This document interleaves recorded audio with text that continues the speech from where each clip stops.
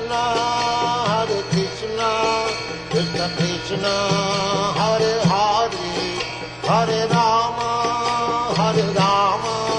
Rama Rama, Hare Hare. Hare Krishna, Krishna Krishna, Hare Hare, Hare Rama, Rama Rama. Hare Krishna. I'm Rajarsi Dasa. Welcome to Hare Krishna today. We're continuing our series of lectures on the material nature. This is students' study preparing for initiation into spiritual life. They're required to understand spirituality. That in spirituality means understanding the universe, how we fit in, its relationship with God, everything. So in order for people to enter into formal spiritual practice, they must display some sense of understanding. So this is helping new students to prepare in their study for this. So we have a very exciting question today, Question 9 on the material nature. How does man change body through reincarnation? So we'll be giving references, and please feel free to contact us if you would like to get a copy of the entire examination. As you know, many questions. We're just studying the material nature right now we're still far from finish right now. After this, then there is the soul and the super soul and Krishna, then disciplic succession, everyday life. So we have quite a bit to continue in this study. After all, spiritual life is no cheap thing, right?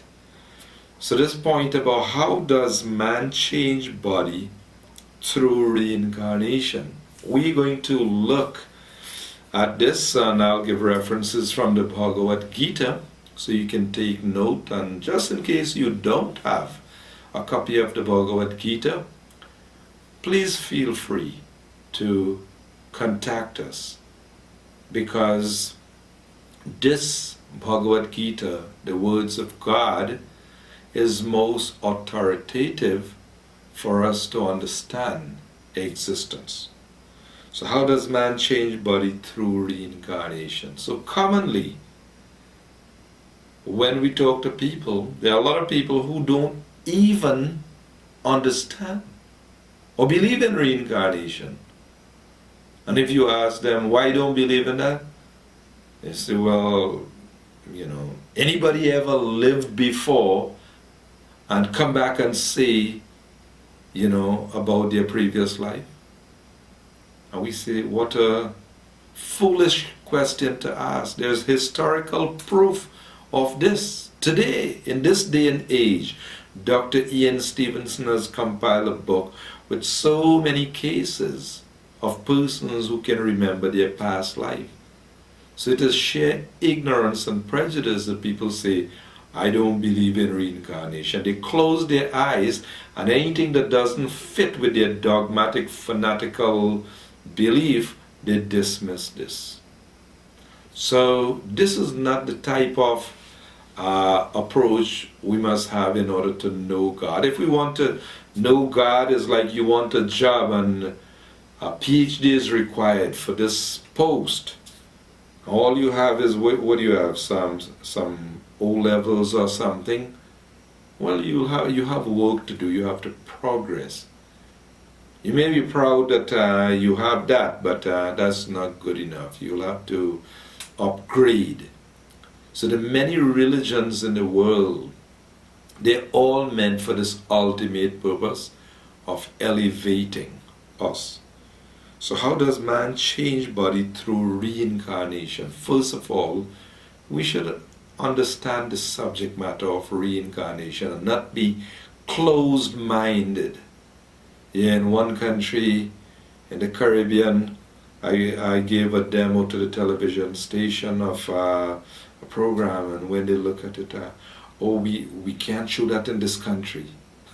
Why? because of being narrow-minded. This is, some people are like that. They can't understand a science. They can't understand scientific knowledge or knowledge of God. So religion in the mode of ignorance considers irreligion to be religion and religion to be irreligion. So the practices of religion in the mode of ignorance consists of violence to other living beings and so on. So that makes it difficult. They cannot understand higher subject matters. So now let us look at this point. How does man change body through reincarnation?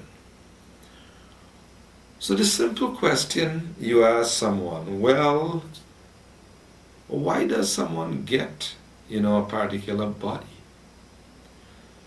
So chapter 8 of the Bhagavad Gita is entitled Attaining the Supreme. That's chapter 8 of the Bhagavad Gita, Attaining the Supreme. So Arjuna asked question. He had many questions, in fact. And he asked many questions, and one, he asked about people doing devotion and attaining him, how that can come about. So Krishna gave the general principle. He said, Yam yam vapi smaram bhavam. Smaram bhavam means whatever. Yam yam vapi smaram bhavam. Whatever a person remembers at the time of death, that is what he's going to attain in the next life. This is the principle. Whatever you remember at the time of death, that is what you're going to attain. So, remembrance at the time of death, the state of consciousness, that's a very, very important thing. So there are prescriptions in the scriptures to help us to understand why we should mold our life or practice God consciousness. In the Bhagavad, this question was asked by Maharaj Parikshit, the emperor who was cursed to die in 7 days. He asked the question that what should people in general do in their daily life, and what should they do at the time of death? What should they think about, remember, and so on? And Shukadeva Goswami said, Tasmad Bharata Sarvatma Bhagavan Ishwaru Hari Shrotavya Kirtitavyascha Smartavyas Chechatabayam. That anyone who is desiring deliverance from this world should always hear about, chant, and remember the glories of the Supreme Lord. Hari. Now a lot of people, they don't even know. Yes, they don't even have a clue as to who is God. So what you would hear and chant and remember about, it will be very vague without detailed knowledge. God, God, God, but who is the God and how to love the God, you don't know. So, yam yam vapi smaram bhavam, whatever a person remember the time of death, that is what he's going to attain in the next life. But of course, intelligent people, they would probe this. Well, what determines what you're going to remember at the time of death? Smart question, right? If whatever you remember at the time of death going to determine what you get in the next life, well, what determines what you remember at the time of death? Because sometimes people say, well, all right, yeah, so you have to remember God at the time of death. Well, yeah, I'll live my sinful life. I'll do whatever I want in my life. And when I have to die, I'll just switch my mind and focus on God and remember God. Well, you're living in a great hallucination if you think you can do that. And if you want to know why you can't do that, read the purport, the explanation to chapter 8, verse 4 and 5. Yes, read those explanations. 5 and 6, read the explanation. Chapter 8, verses 5 and 6. The purport. And you would understand why it is not under your control. You could just do what you want and just switch your mind. Sounds like a smart idea, right? But it doesn't work like that. Try something and you'll get through. You know that, what we call dog philosophy? Well, let me tell you a little story about dog, right? Dog got lost in the forest, couldn't find his way out, and but then he saw trouble, a real trouble. He saw tiger heading in his direction with some intent, with some purpose. Yes. Dog thought, wow, today is my end. Finish. So, but then tiger got close, and then dog thought, let me try something. So he saw some bones on the ground there. Started to chew on the bone, and he said, wow, this tiger tasted so good, and I am so lucky now I'm getting another tiger to eat. Now when tiger heard this, tiger turned around and took off. Tiger said, wow, that's a real bad dog, boy. I'm not going to play with that dog. He just ate a tiger there. But wicked monkey was up on a tree, and monkey didn't like dog. So monkey decided to expose dog. So monkey left, and he went and monkey told tiger, you allowed dog to outfox you? Yeah. You allowed dog to outsmart you like that? Shame at you. Dog didn't eat any tiger. He just fooled you. Come with me and have a feast. Come and finish up with dog. I'll go with you. I'll sit on your back. So tiger got some courage, had monkey on his back, and heading back for dog.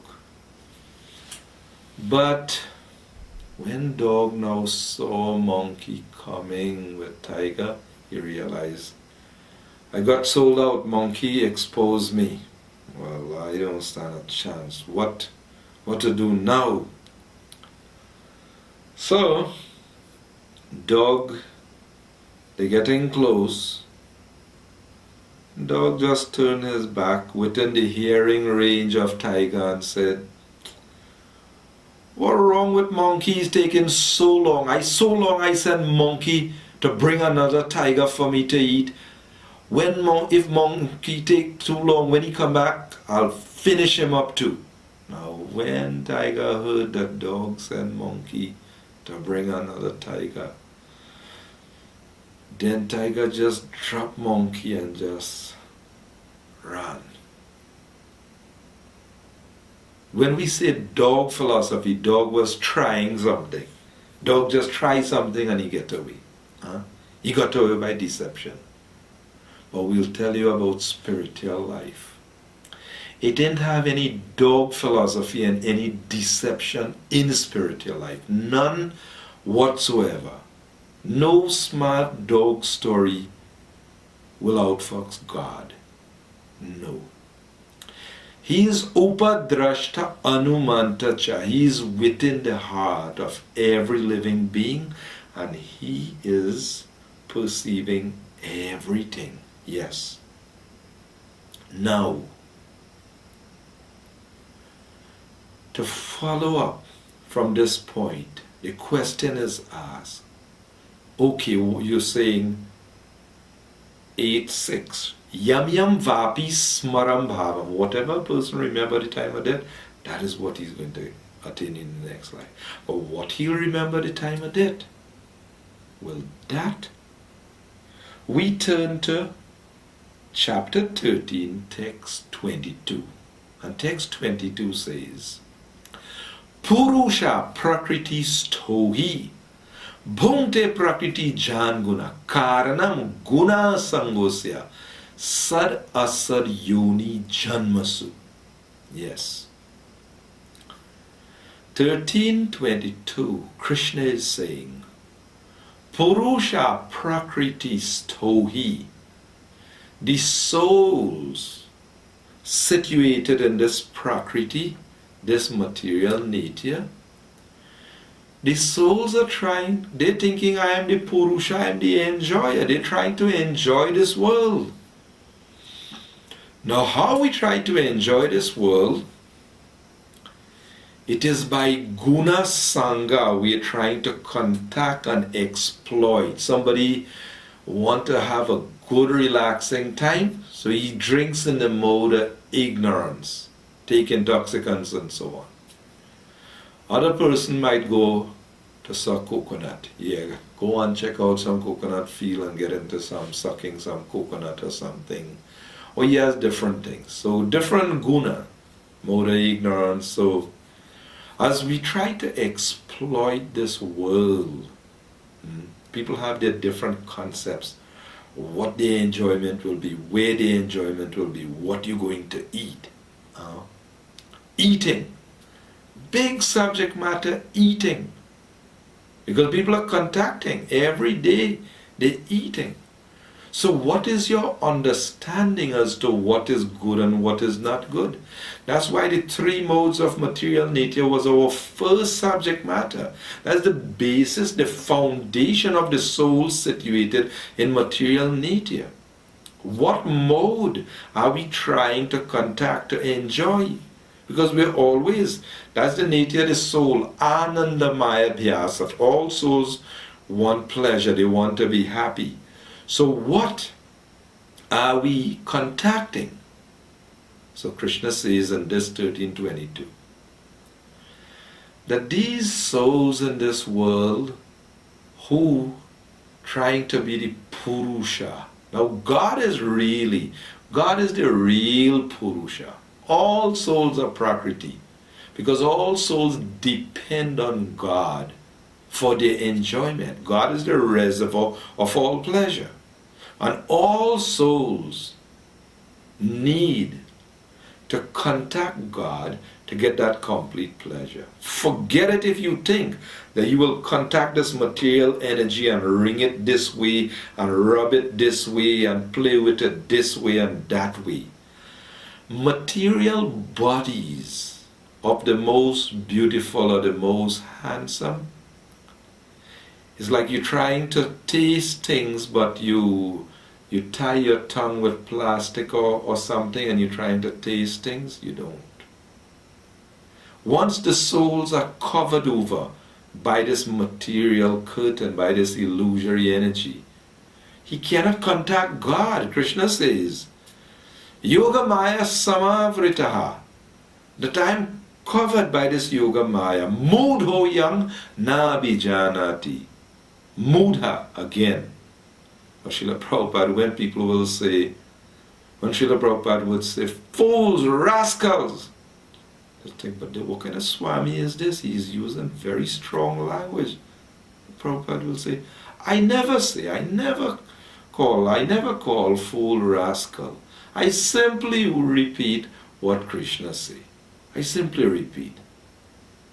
So, Krishna is saying this. Vimudha nanu pashyanti. Krishna is saying these things in the Bhagavad Gita. So Purusha, when Krishna says Yoga Maya Samavritaha, Mudhoyam na abhijanati.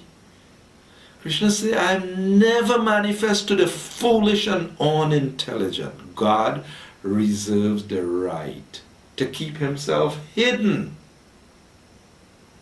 It's like you sitting up in your palace, someone is down on the road, and you can just pull the curtain and block yourself off. So two ways Krishna keeps himself hidden. By Yoga Maya, he can block himself off and delude and bewilder people. And they think, oh, Krishna is an ordinary man. Well, maybe a little better than ordinary people. Maybe he have a little strength and so on. But we won't get fooled by that. Like Duryodhana. Duryodhana say, don't try no magic on me, Krishna. Don't try no magic on me. When Krishna revealed he is the source of everything, Duryodhana told Krishna showing magic, don't show me no magic. So vimudha nanu pashyanti. A fool cannot understand God. God will remain covered. Yoga Maya samavritaha. So you want to protect your foot. You could put socks on your foot, or you could put carpet on the ground. So the Lord, he covers our consciousness by this Mahamaya of this world. He has covered, deludes us. Prakshepatmika throws us down into different bodies. Avaranatmika covers over our memory.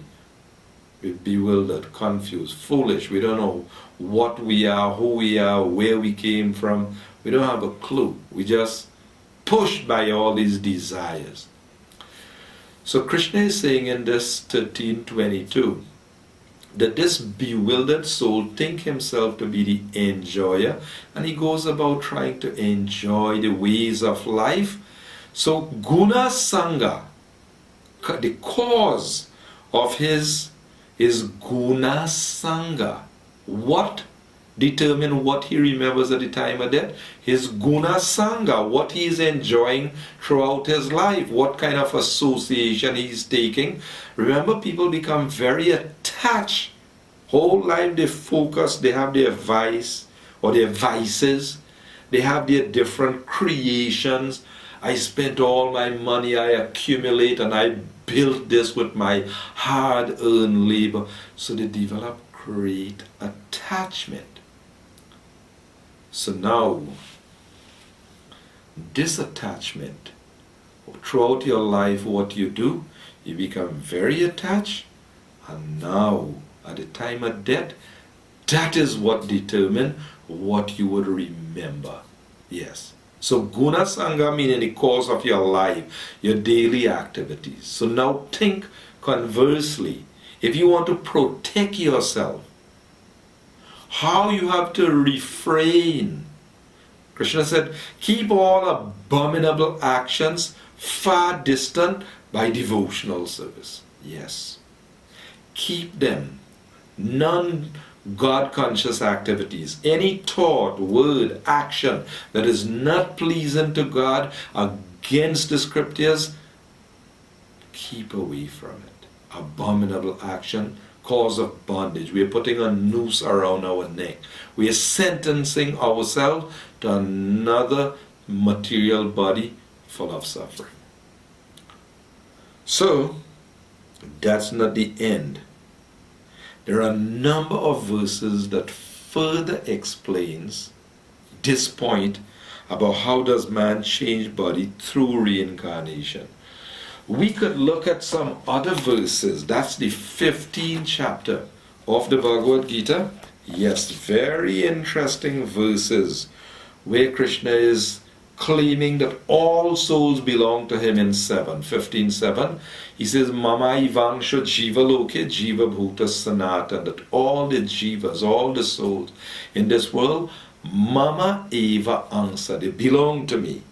But then he says, Shariram Yaravapnoti Yachapi Utkramati Shwaraha. In 8, he says the living entity in the material world carries his different conceptions of life from one body to another as the air carries aromas. Thus he takes one kind of body and again quits it to take another. Krishna is giving an example here. That the air how just like the air, subtle element, how it carries different types of aromas. Air passed through a very filthy place, dead bodies and so on, it carries that bad smell. But the air, if it passes through a very fragrant flower garden or some place, the same air would carry a good smell. Well, so too, the soul now in the human form, according to its association, what we associate, what kind of hearing and chanting are you cultivating in your life? Those words, Nayar Vachas Chitra Padam Harir Yesho Jagat Pavitram Pragranita Karhicha, those words that do not describe the names, forms, qualities, and pastimes of the Lord are considered by saintly persons to be like unto a place of pilgrimage for crows. It's garbage dump, it's rotten stuff. Saintly persons doesn't delight in these things. If the thoughts, words, and deeds are not in glorification of God, not in for the purpose of pleasing God, then a saintly person doesn't delight in them. As good as Maya may make it sound, as attractive as it may sound, it is a catch of Maya to make you attached and bound up to this world. Yes. So, we're going to have to continue this subject in a following program because it will take some more time. So I'm Rajarsi Dasa saying Hare Krishna, and do join us again next week for a continuing presentation. Hare Krishna.